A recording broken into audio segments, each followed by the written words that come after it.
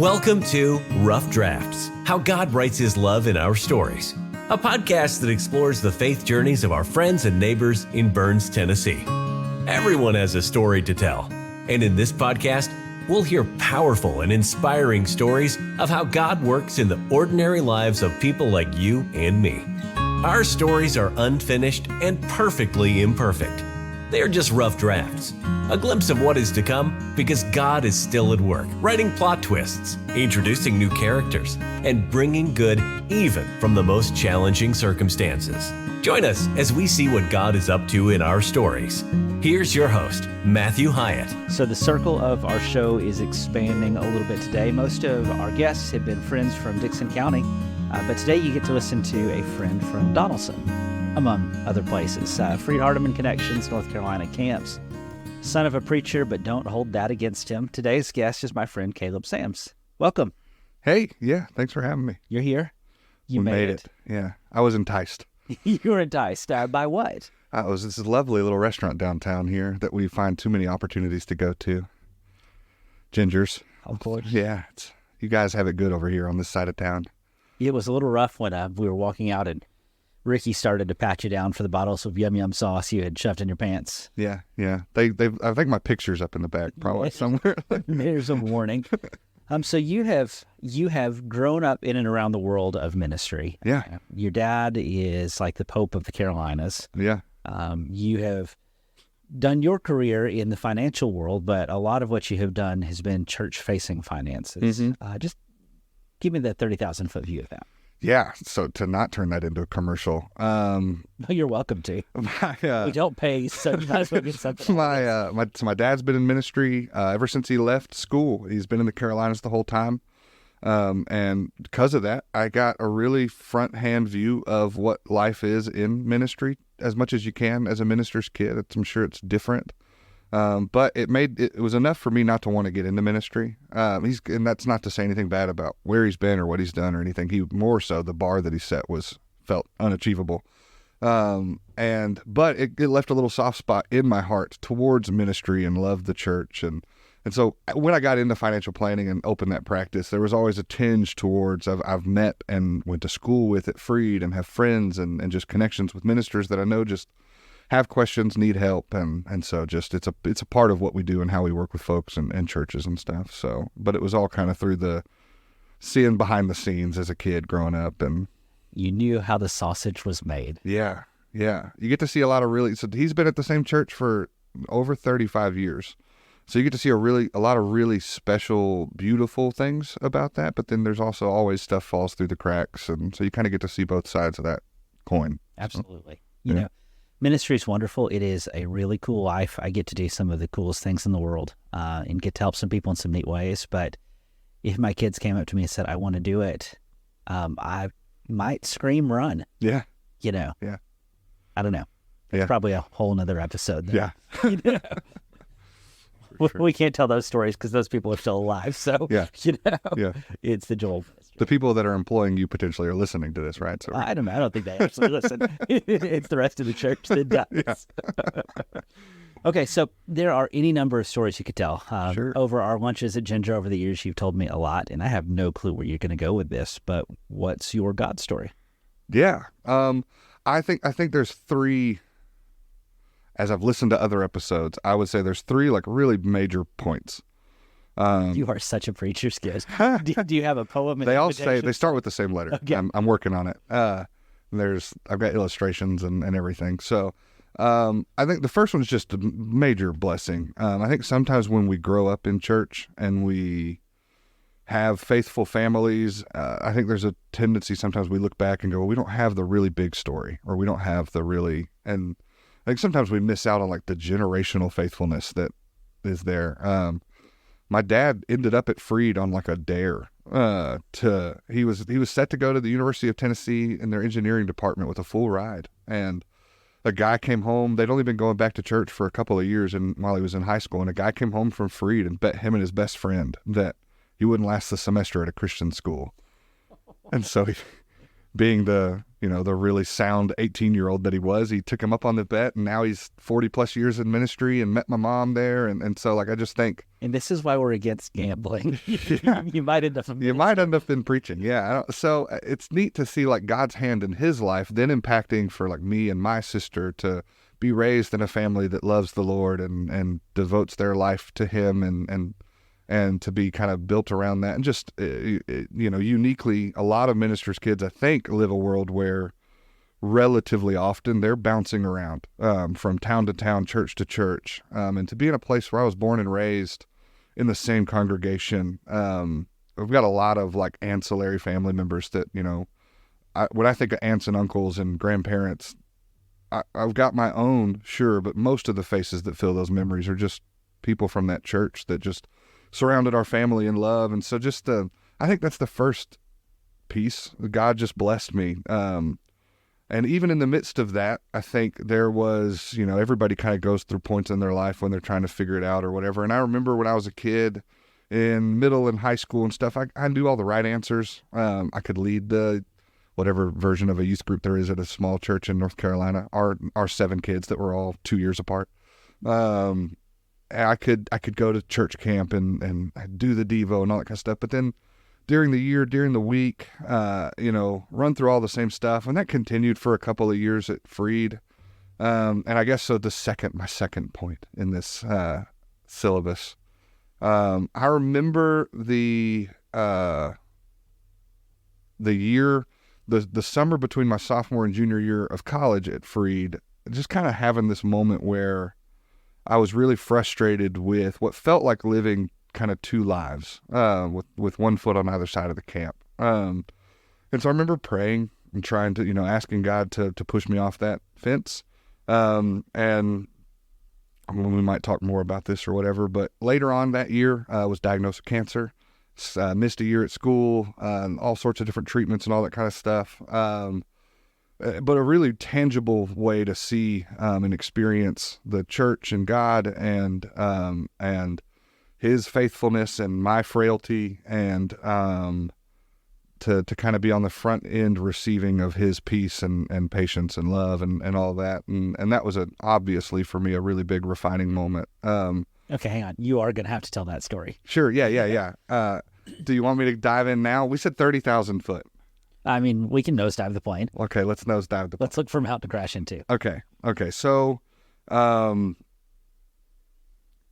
summer of my junior year, or in between my sophomore and junior year, summer leading up to junior year, I started to... Of college? Of college, yeah. So I was 20. Started to notice ankle pain in my left ankle. I was never, like, the most athletic person on the planet, but I could do some stuff. And so I noticed I couldn't run or jump without, pain, wasn't able to walk without a limp, which was throwing me off. And we were about to go back to school, and so I wanted to figure out what I needed to figure out, because that involved intramurals and all the things. And so I went to a doctor. We took some x-rays. They didn't see anything. This was in August, and they said, it's most likely tendonitis, and they gave me the typical treatment of, ice it, elevate it, compress it, raise it up. I got those out of order. It's rice. And the pain subsided after a few weeks of doing that. And then when I went back to school, a couple weeks, months or so later, pain started coming back, and I just figured it's tendonitis again. Overdone it. And so I just kept going, because you can't really live on a college campus and rest, really. So even just walking around campus, so I just kept playing sports, kept doing all the things.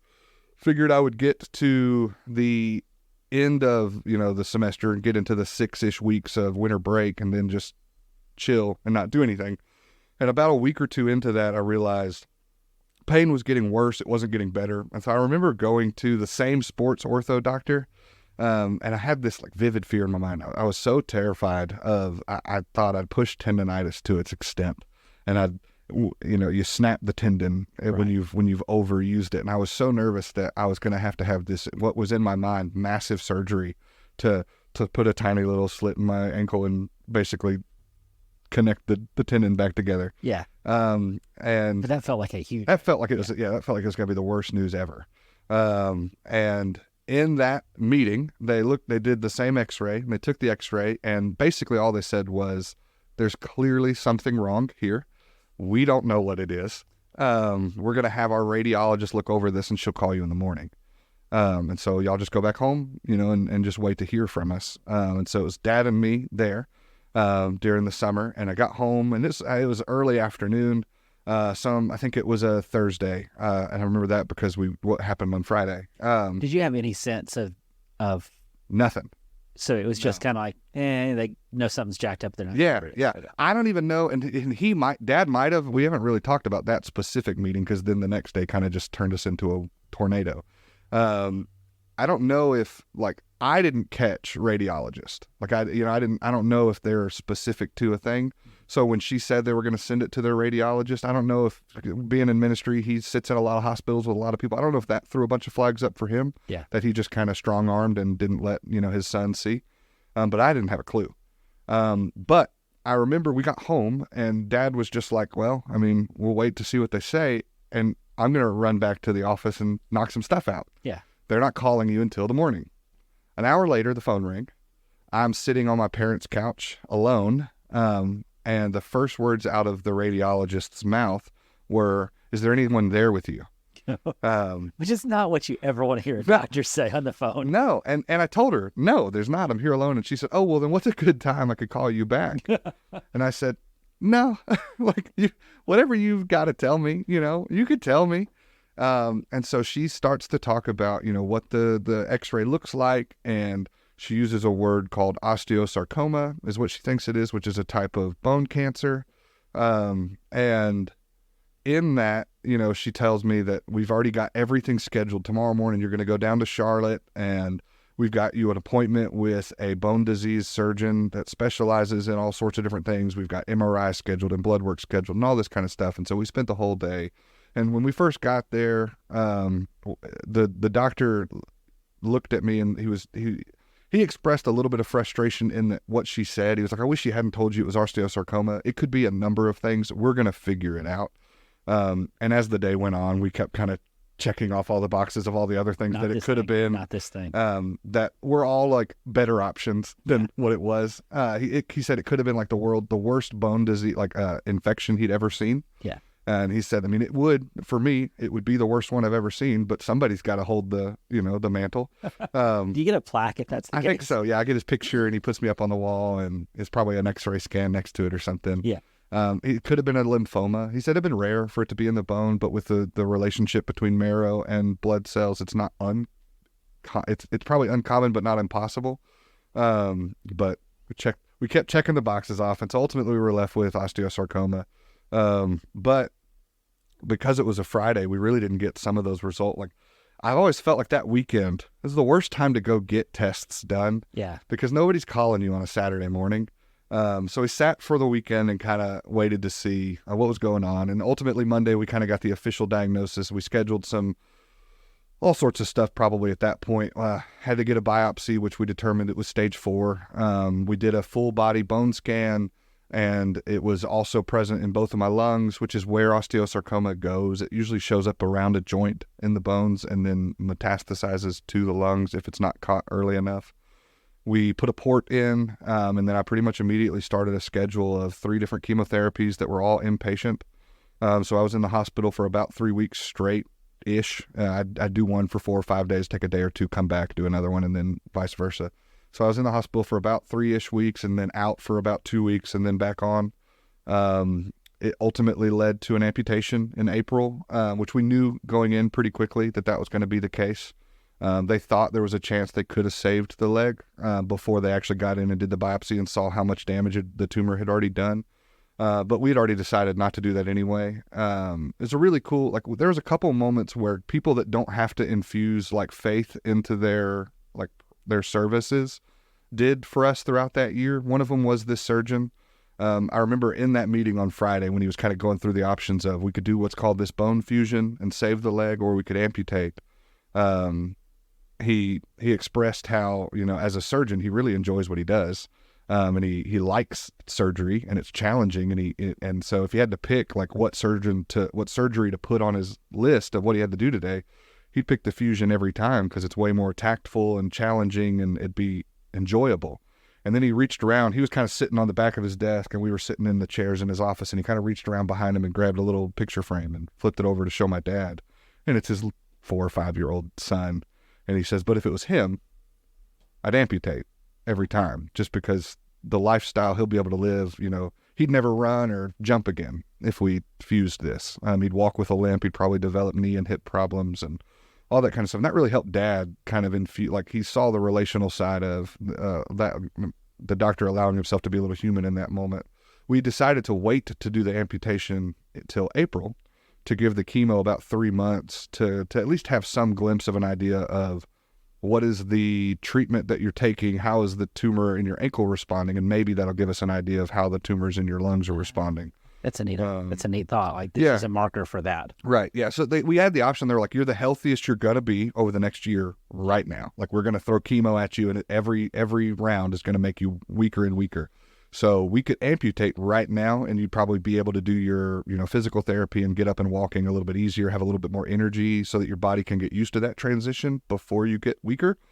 And it was really after the amputation in April, it was probably not until August that I started to really be able to walk with some sort of confidence. Yeah. And it was mainly because one of my roommates was getting married and I was in the wedding. It's great. I love these pictures. You got this bald-headed, really pale kid in this guy's wedding.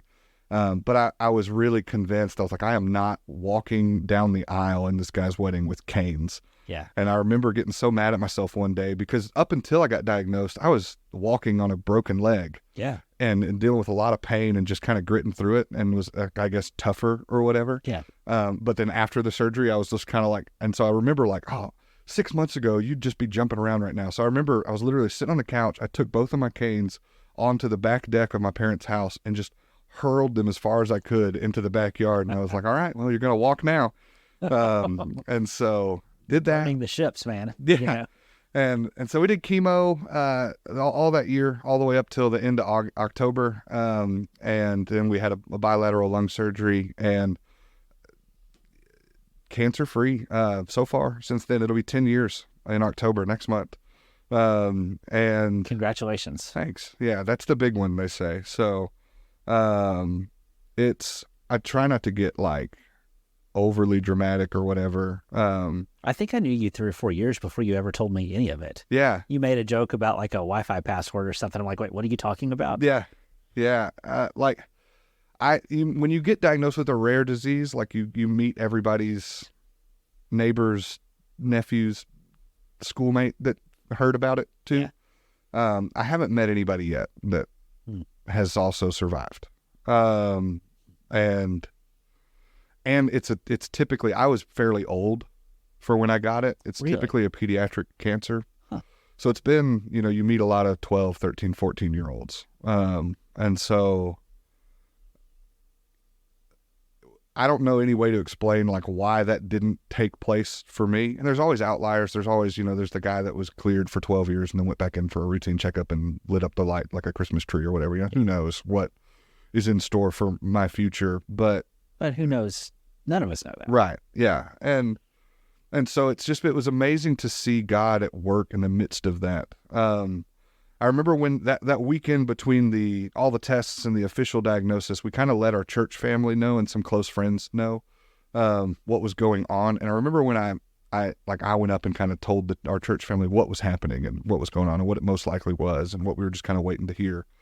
Right afterwards, one of our elders got up behind me, and in an effort to be encouraging, he just said, this is the devil. Don't lose faith, don't lose sight, and all that kind of stuff. The devil's trying to stop you and slow you down and all that kind of stuff. And I think there's probably layers to that that's potentially true. I do know that for the 6 months prior to my diagnosis, I was praying for God to send something that threw me off of a fence where I was living a life in 2 camps. And the prayer that I was asking for was very specific. I remember saying multiple times over and over again, God, I don't care what side of the fence I land on. I just don't want to be on the fence anymore. And it was probably about 6 months into my diagnosis that, as Dad and I were just talking about, that we spent a lot of time in hospitals together. As he was talking, he was praying that in his life, he had never really felt like his faith had been tested. He'd read the stories throughout Scripture of all these guys with opportunities to show how much they trusted God, to show how much they believed in God throughout the midst of their major trials. And pretty much identical to the same timeline that I'm sitting here praying, God, send something to just knock me over one way or the other. Dad was actively praying almost to the day when he started praying, God, I want you to test me. And so I think what that guy was saying was good. Crossing that off things I'm ever praying. I'll tell you, man, so the third layer, if we ever get to the third point of where life is now, life is so good. Married to just an amazing girl named Courtney, who is better than anything I ever could be. We just had she just turned 1 last month, our first little girl named Lily, and just to see all the ways in which I didn't even know Courtney before I got sick, and I took a random class when I got back to Freed that had nothing to do with my major. I just happened to know the guy over the department, and he threw me in a random 400 level class and wrote off all of the prerequisites required because I was just interested in the topic. What class was that? It was, don't ask me that it was a marketing class. Funny. Something consumer behavior. Yeah. Okay. It was a random 400 level marketing class that the only other people in there were all senior level marketing majors that were also all probably halfway through a master's degree in business and all this kind of stuff. And I had none of that going in. I didn't understand the language, the lingo, and I'd never met Courtney. And I remember I walked into that class and I knew one guy in the room, and I sat down next to him. On the other side of him was Courtney's roommate. And then on the other side of her was Courtney. Yeah. A week into the class, my guy dropped the class. And so now I've just got this random empty seat, and I'm like, well, I'll scoot over. And yeah, you will.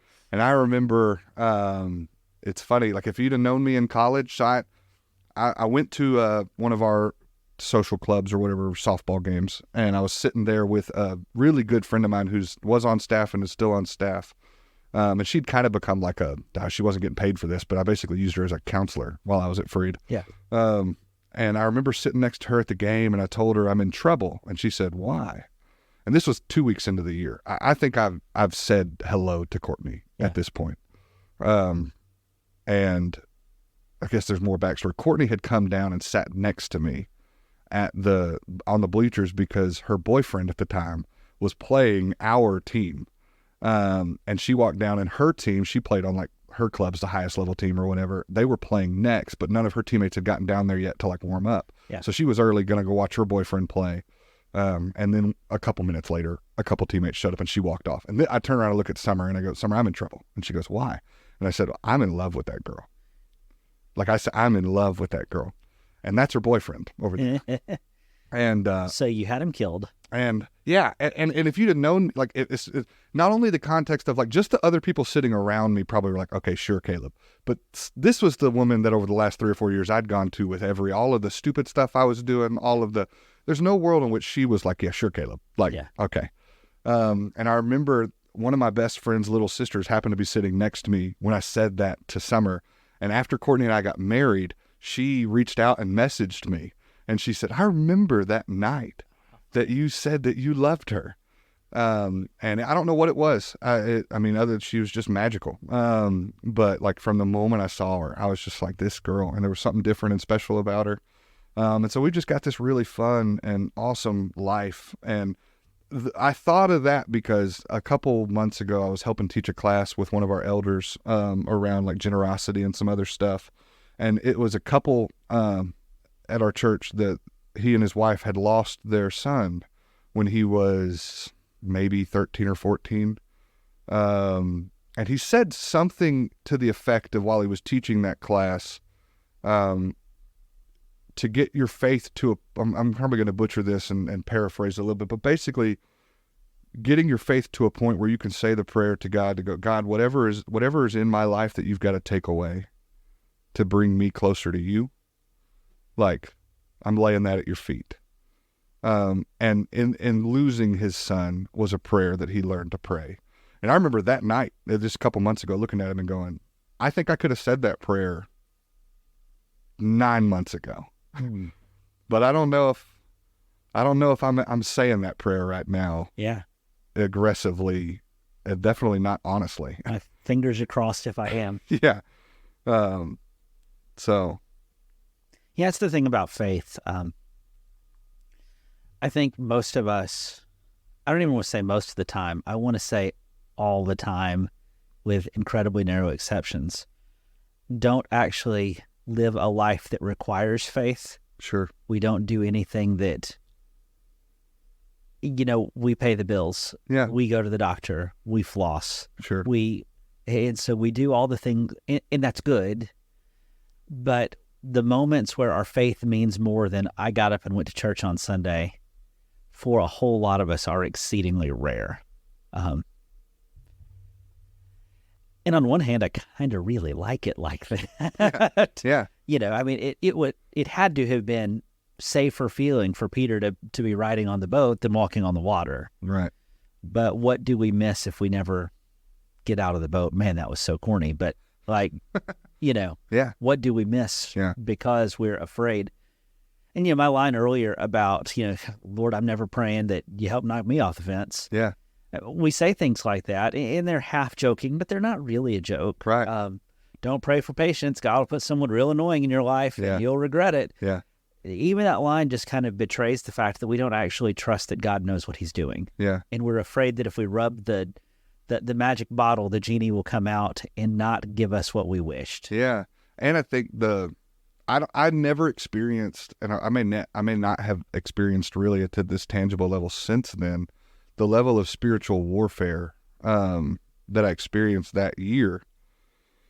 I started out in the midst of that 6-month kind of period of prayer. It also was coined, I don't know why, other than I think I was finally getting to a place spiritually where I was letting God lead instead of me just trying to make my own life how I wanted it to look.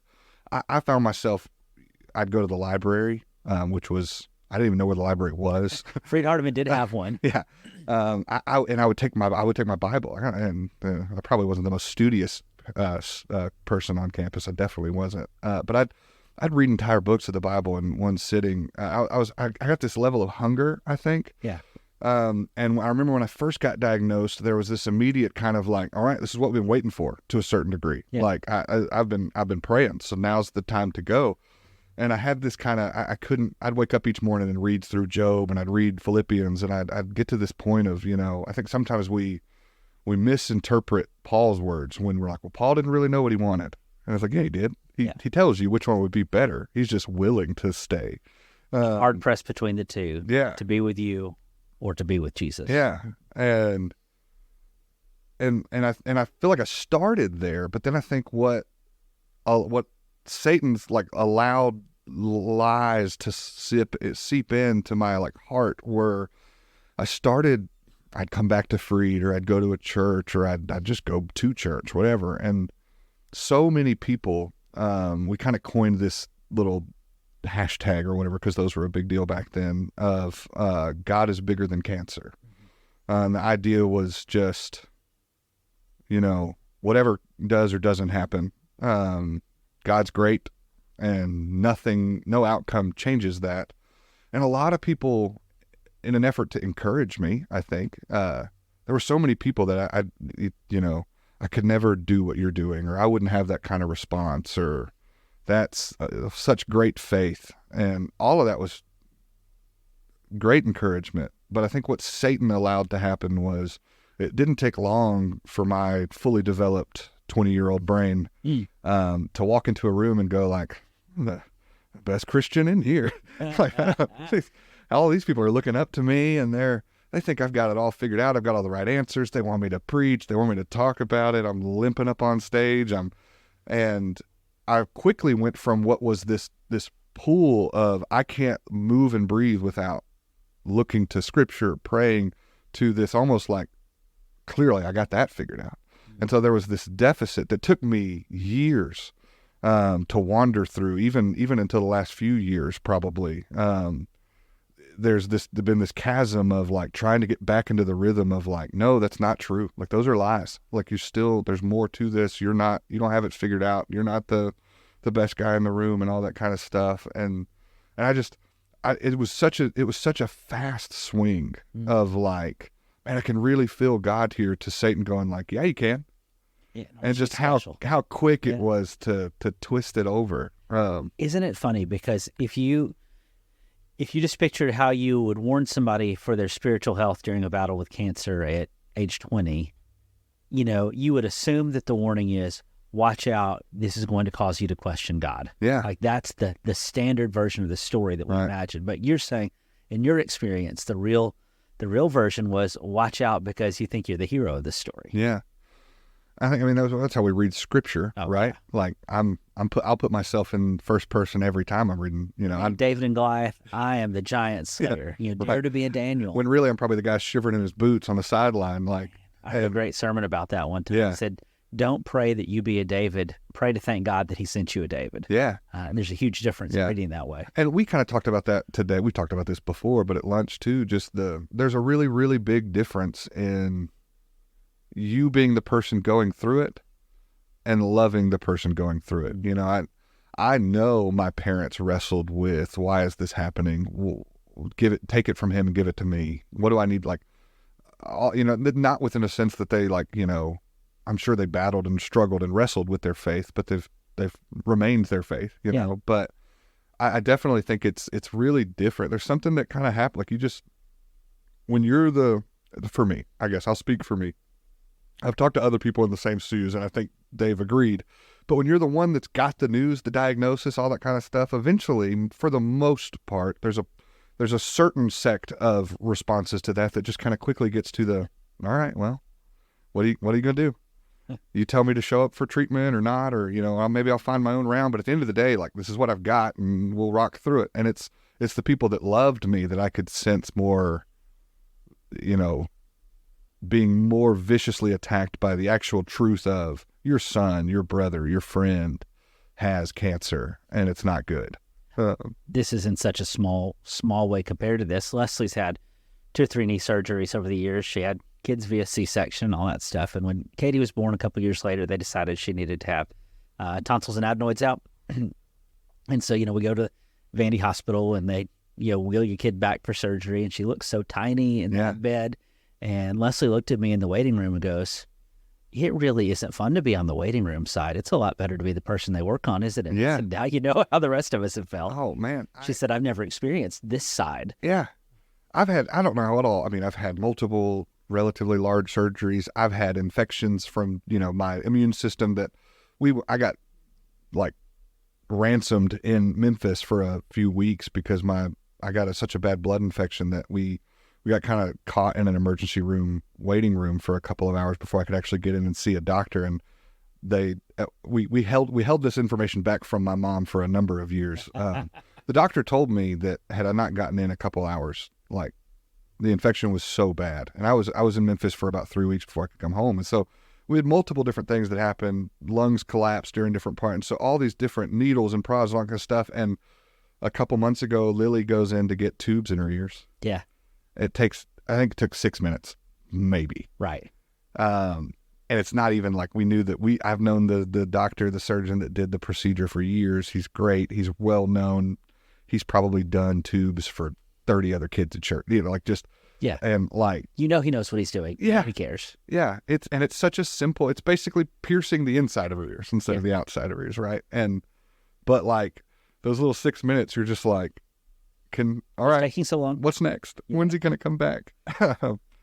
So yeah, I think I've always heard that little joke of like the difference between major and minor surgery is whether or not it's happened to you. And I don't know if I believe it. I think there's a layer of like, there's a little more nausea and information, but I think when you love someone else that's going through surgery, I think that might even be if there's a level above major surgery. Yeah. Like, well, we talked about this at lunch in context of Randy's episode and what it was like for him to walk through with Braxton. And not to minimize Braxton's role at all, but watching Randy through that was clutch. And what was cool when you texted me about listening to Randy's episode, you've never met the guy. No. So like, I know him and I like him, but you've never met the guy and you could hear it and you could feel it from Yeah. Yeah.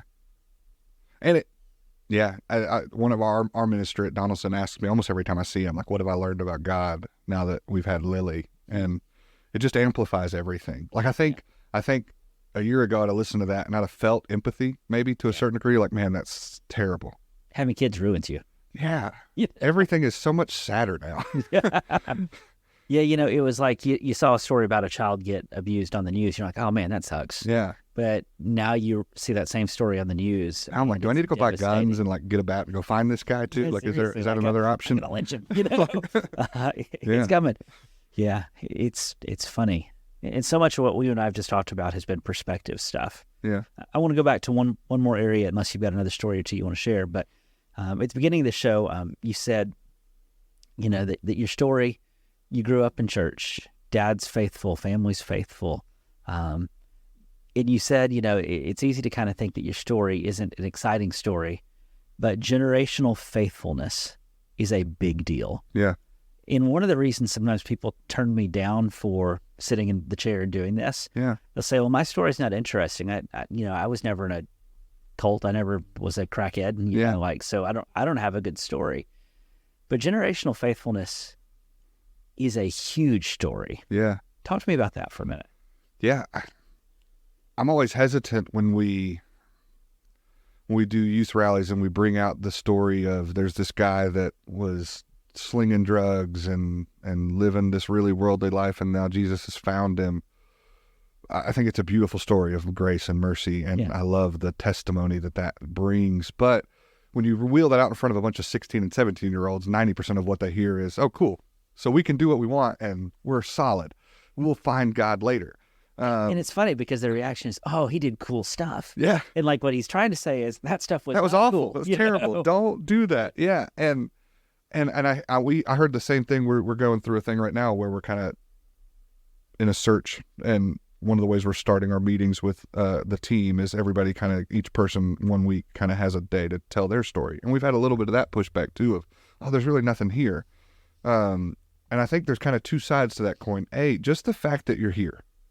Like there's so many places you could be that, where God, to be able to walk through, to see your family's story of people that have loved Jesus and loved his church and made that an influential part of their lives and passed that love and that faith down to their children and to their children's children and all that kind of stuff. That is a tapestry that is only woven by the hands of the Spirit. And I think that, we need to get back to lifting that up and letting our next generation recognize that's the goal. That's what we're looking, that's what we want to see and what we want to hear. And life, God has such a life for you that's so full and so big and so good, if we can just stick into that. And then I think the other side of that thing too is we use really specific language, I think, sometimes when we talk about the pain stories, the hard stories, the mistake stories or whatever. And what I always try to tell people when I'm asked to speak about this or whatever, which I think I'm finally starting to age out. I'm far enough removed that there have been, unfortunately, enough other people that have suffered that they're now typecast as the suffering people.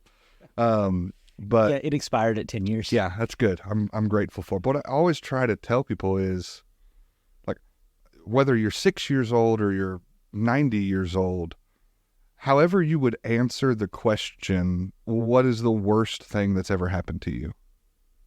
It doesn't matter if it's massive loss, career turmoil, relationship demise, death, illness, or if it's my best friend moved away, or, somebody said something mean to me and I thought we were friends and now we're not friends, or I dropped my ice cream cone on, the reality of how our brains fire, however you answer the question of what is the worst thing that's happened to you, it's going to elicit the same emotions as whatever is the worst thing that happened to me does. It's funny because we want to be pain gatekeepers and say, well, this grief is higher than this grief. Yeah.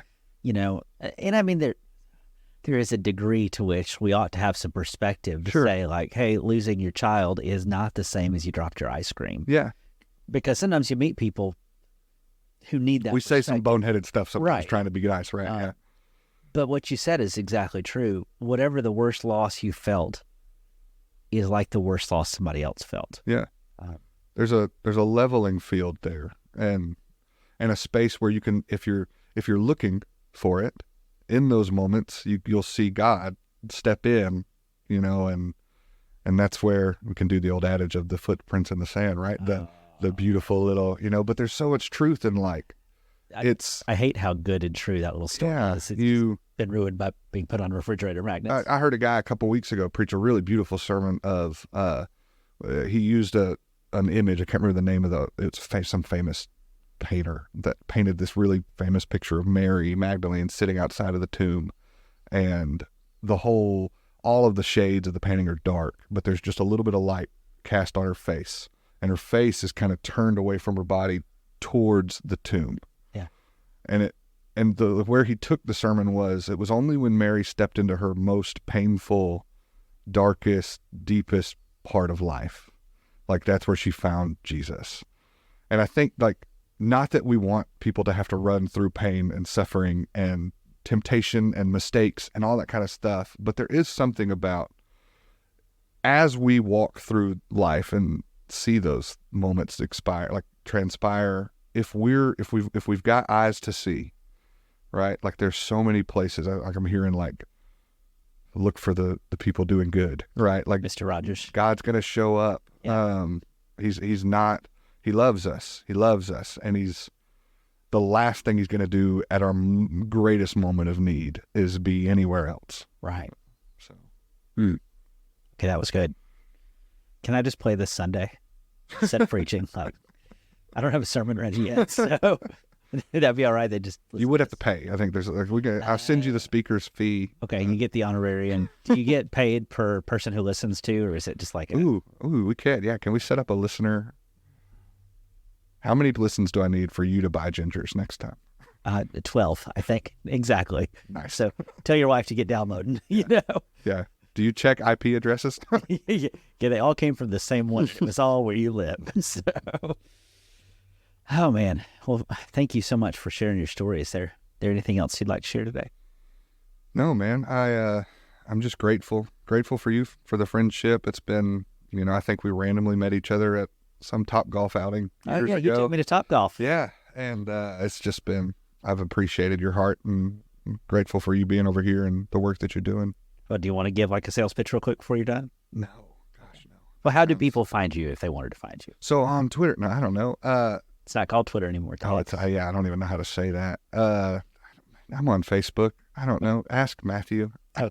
My wife always tells me that I'm the worst salesman on the planet because you probably trying to talk people out of working with you. And I'm I just wanted to make the right decision. Well, Caleb has helped me a lot, and I know he's helped a lot of other folks. So if you want to get in touch with him, I will gladly send you his direction. So, well, friends, thanks so much for listening today, and I hope maybe this week you'll be inspired to pray a dangerous prayer and see where it goes. And until we meet again, I know that God is going to write some amazing things in your story, no matter what it looks like. See you next time. Thanks for listening to Rough Drafts. Be sure to subscribe so you don't miss a single episode. While you are at it, help us spread the word by leaving a rating and review.